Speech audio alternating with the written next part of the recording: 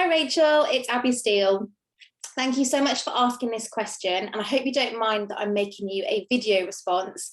I thought actually a lot of other people would benefit from hearing my thoughts about this, and also my thoughts for you about it are going to come across a lot better if I talk about it rather than just pull it all in a long rambling written reply. So I made some slides to help us think about your situation. Okay, so your question was, you have a pupil who has completed Pupil Practice Booklet 1, but who is not yet secure with the sounds. What do we think are the next steps for this child? Should they start on Booklet 2? Should they repeat Booklet 1? Or should it be something else that we give them for their provision? So really, we need more context to be able to give a more helpful answer. And I know that you'll have all this context. So if I just pose these questions to you, you can be thinking about these things. At this point in the year, why is the child working on Booklet 1? That's the first thing that comes to my mind. And I'm going to make an assumption that they're working on Booklet 1 at this point in the year. We're at the end of the spring term now, going into the summer term soon, that they've probably got some quite significant SEND needs. Did they start a term late doing the phonics booklet, working on the Rocket Phonics? Is that because of school ethos? So you had a much more play-based provision for the start of the year and then you started? Or is it because of their individual particular needs? Or did you use Booklet 1 from earlier in the year, but you've used it more slowly across 2 terms because that was what was right for this child? Is this child already working on a different pathway to the rest of the class? So is this representative of, actually they've all been working on Booklet 1, but this child's not ready to move forwards and everybody else is ready to move forwards, or are they already working on something different from everyone else? Does the child work as part of a group or individually? How heavily supported are they during the sessions? So when this child has been working on Booklet 1 content, how much has the child been doing the actual practice and application versus how much actually has the adult done a lot of it for them and guided them through because that's what the learners needed? How have the sessions been previously adapted for the child? So have you done things like extra flashcard work, extra mini whiteboard work supported by the adult instead of individually with that learner? What are the child's learning needs? So we really need to drill down and think about, well, is it that they struggle with memory? They literally cannot remember what you've taught them from one week to the next. Is it they have some quite significant speech and language challenges? Is it a concentration issue? Is it a behavioural issue? Is it something like autism? Even if it's not diagnosed, do you suspect that it's something like autism? We need to really think about, well, what specifically can the child do? So you mentioned that they're not secure on their sounds. Now, not secure, does that mean that actually they know them, but they're just not really confident in them and your gut instinct tells you it would be too fast to move on? Or when the child is assessed on the pieces of code, the letter sounds in Booklet 1, do they know some of them? Which ones do they know? Do they know them if they have the key picture in on it, like on flashcards, but they don't know them when they work on the Pupil Practice Booklet? So what can they do independently? What can they do when they do have support? How much code do they know? And what can they do with that? So you've mentioned that they're not secure in their sounds, but you can have only 6 letter sounds that you know, but you might be able to blend and segment words, and you might be able to go to sentence level. You might know 50 pieces of code, but you can't blend or segment very well. So we need to drill down and think about their skills. Can they blend? Can they segment? What does the end of booklet assessment show? Then equally, we need to think about, well, what specifically are the barriers? Which bits are the stumbling block? Is it remembering the code? Or is it the blending or the segmenting or all of it? Is it the code level, the sentence level, or the word level, or all of it? And again, what does the end of booklet assessment show? Then thinking about how Pupil Practice Booklet 1 has been used previously with this learner. Has it been used box by box? So you've worked at a slower pace, you've taken each lozenge, you've looked at that activity and used it as a sort of vehicle to support the learning, that's been the activity. Or has there been a bit of, in trying perhaps to get them to keep up or to make faster progress, it's been used more as a, we're going to go through the motions, we're going to fill in the page. So how effectively do we think the booklet was used the first time round? Do you feel you've exhausted it? It might be that you've worked a lot on the content of Booklet 1 and actually you're at a point where, oh, you don't feel ready to move forward, but nor does it quite feel right to go back either. So more context will be helpful, and you can share that with me, or you can just have that as food for thought in your own mind. So what are the options moving forward? I'm going to help you through a sort of thought process to make a decision. You've got 4 options, in my opinion. Number 1, you continue to progress and you move to Pupil Practice Booklet 2. Number 2, you repeat Pupil Practice Booklet 1. Number 3, you continue to Booklet 2 during the main lesson, but actually you also repeat Booklet 1 as an intervention. Or number 4, you do some alternative activities instead of the booklet. So you might feel like you need to repeat the content, the level of learning, sort of the phase 2 part, but actually you feel like you don't want to use the booklet for that. So we'll explore each option and look at some pros and cons. So number 1, continue to Pupil Practice Booklet 2. Pros. We don't want to lament in the world of SATPIN forever. That's a real danger zone, is that we know that there are some children that they kind of get put back in the pile and they spend forever and a day in phase 2. And we really need to try and keep them moving on. So that's just a danger thing. We need to be aware of that.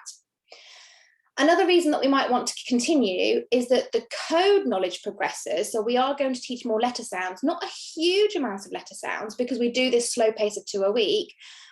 But whilst the code knowledge progresses, the skills are actually the same. So the activities in the booklet, it's practicing the same skills, whether you're doing booklet 1 or whether you're doing booklet 2, it's actually exactly the same. So booklet 2 is not going to be significantly more challenging for this learner unless they are significantly behind that level of content. And sometimes what can happen when you carry on is that you feel as if you're not making much progress, but that new content is dripping in, drip, drip, drip, drip over time. And suddenly it's like a penny drops for that learner and they make a sudden really big leap of progress. And if you haven't continued moving forwards, they haven't been exposed to all of that, they're held back, they're stuck back in, for example, phase 2. So those are some reasons you might want to carry on. However, reasons you might not. If a child really can't keep up, why keep on adding more code to remember? We're going to exacerbate the problem. If they're really struggling to remember what they've been taught so far, that would suggest to me a significant learning need. They're going to struggle more moving forward. Will booklet 2 be effective if it's really not accessible to them at their level? And I think this is what you'd mentioned in your message, that your instinct is telling you that this is not going to be effective moving forward. And we also need to think about how the child's self-esteem might be affected if they feel that they can't access it. So if it's always hard for them all the time, sometimes that's just really demoralizing and really can wear them down. It's quite a negative narrative to be following. Repeat Pupil Practice Booklet 1. Reasons that this might be a good option. This time around, they might be able to access it more independently. So Pupil Practice Booklet 1 is ambitious. It's not just code and word level. And the first time that reception children work their way through Pupil Practice Booklet 1, most children in the cohort cannot access lots of the content on those pages. It's that open-ended differentiation. It's there for the Alices of the world. It's there for the children who come from nursery and they can read and write, or they are ready for that. But loads and loads of children will not access all that content on those pages.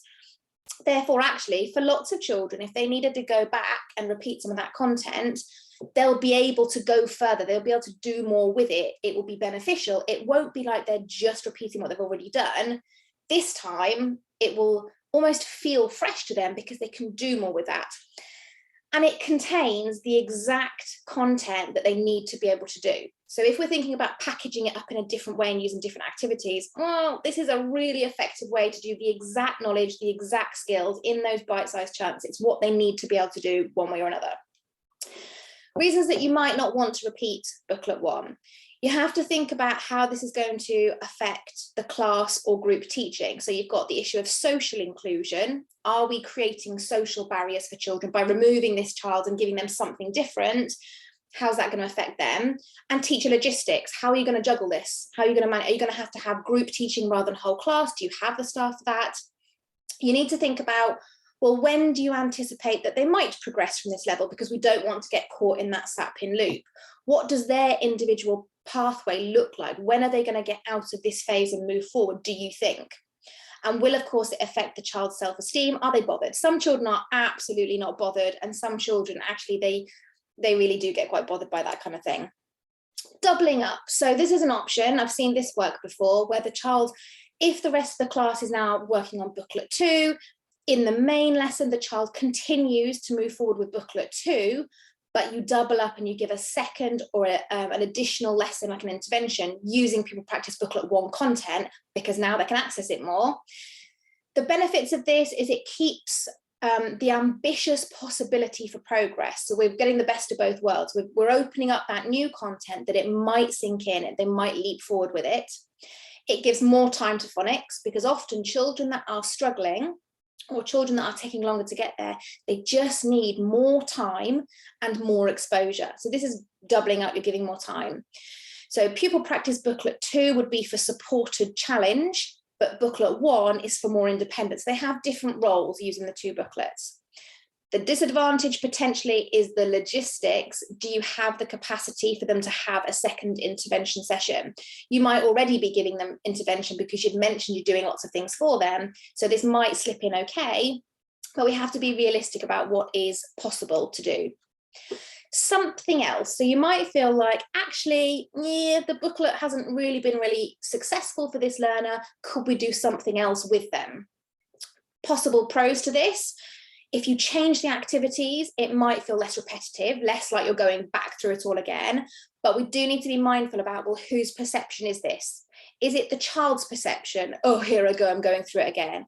Or is it our adult perception that we think that the learner's going to be bored by repeating what they've done, and actually they're not fussed at all, they're quite happy, they feel quite safe and secure to repeat what they've already done. Doing something else will enable you to pad out the content at each level, make it last more days. So if, for example, you were to decide that this child really needs another full term, the whole of the summer term is going to be phase 2 again for this child, and your pathway for them is that by the time they leave this year group, they will be secure in phase 2. Actually, you're going to be thinking about, well, our phase 2 content, will it last for a whole term? You know, booklet 1 is a full term, you could just do it like that, but you might want to pad it out by doing some other phase 2 things, just to have more quantity, more meat, more things to be able to do. And sometimes it can be the same content, but a different presentation that can help to make it stick. And I don't mean going down the road of what I put on the cons about, oh, let's do Play-Doh letters, that might help the learning stick at all. That's often much less effective. But sometimes you can do flashcard work, for example. You make that into a matching game where they have cut and stick and you have to match all together. It's the same concept and the same stuff, but that particular way did make more of an impression for them. So that's worth thinking about. Disadvantages of doing something different is that you're going to lose out on that real precision effectiveness of the booklets contain the exact focused knowledge and skills that the learners need. There's the risk of activities being used that are things like, well, let's make the graphemes out of Play-Doh, that are really not closely linked to the phonics knowledge that you need to have, or the skills you need to have, and therefore you're diluting the quality of the teaching, and that's not going to be effective. And of course, you've then got to spend time planning, finding and preparing alternative activities. So that adds to teacher workload, and you're not going to guarantee the quality of those things. So that's just something to think about there. So a few final thoughts. I hope this has all been helpful so far, by the way. You need to think very carefully about this child's pathway and their predicted progress. If you stick with Pupil Practice Booklet 1, which on instinct and reading between the lines of your message, I'm thinking that that probably is a good idea. I often talk about that, although I want really ambitious, open-ended, you know, high quality teaching for children, actually, I would rather have a longer term plan that children are much more secure than we've raced them and pushed them through to try and hit benchmarks like the screener, and then they're not really well equipped. So it's better to think about, you know, let's go slow and steady, let's embed rather than racing through. But you do need to think about, well, when do you think they're going to progress past this? When will they move on? Do they need an individualized long-term pathway? Are you going to literally commit to paper? Okay, we're going to do phase 2 for the summer term. Or what's next year going to look like? What are you hoping to achieve? Even if you have to review and adjust that along the way, map it out and think about that. For example, this child has significant SEN, and based on the pathway that we've mapped out, we predict that they'll achieve the Phonics Screening Check benchmark level by year 4. And that's okay, because that means that we're going to have this child reading and writing, and by the time they leave our school in year 6, they'll be reading and writing at a functional level, and we will have done a pretty darn good job for this particular child, and they're having success and they've got loads of progress, but it's going to take us a much longer time. You'll need to think about tracking smaller steps of progress. So we can't just say, oh, we're going to do phase 2 again. Actually, we need to get really sort of focused in on, well, what's going to be the progress each week? What is the goal? Like precision teaching, like sort of really thinking about, okay, so we're going to go back, but this week we're going to absolutely secure the knowledge of s and at, or s, at. That's it, that's the focus, those letter sounds. We want them to see the shapes and say the sound. We want them to hear the sound and be able to point to the correct shapes. Another week, it might be to secure oral blending. This week, we're going to absolutely focus down on oral blending, and we really want this child to be able to master this particular skill on this particular week. Definitely, you'll want to be doing, you probably are already, but just food for thought, more flashcard work. Flashcards are absolutely invaluable for being able to do little and often, and just that, lots of practice. And you can do things like print off the flashcards and chop them up to play matching games. So chop off the lowercase letters or the grapheme away from the key picture mnemonic and match them up, or match them up with the capital letter. That kind of activity is really good. You've got to think about, are parents and carers supportive and able to support? Have you provided them, for example, with a daily task to follow up from the school phonics session? If they're able to support like that, lots of parents are very willing, they just need to be shown how. Whatever you've done in school, that gets communicated to home at the end of the day and gets practiced at home at the end of the day and gets communicated back to school in the morning. How did you get on with that? How did the learner respond to that? Have you given them things like a set of flashcards, a wall frieze they can put up? Do they know how to use them? Sounds really obvious using flashcards, but I think sometimes when we work in teaching, we forget that for parents, it can be a completely new world.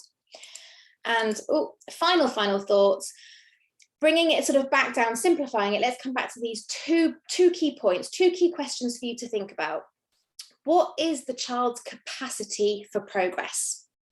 And we have to marry up and think about our ambitious, open-ended, high expectation ethos. We absolutely believe that this child can do it and they can succeed. We have to marry that up with knowing the child really well, and then being realistic about timescales. It's not if they can do it, it's how long is it going to take us to get this child there.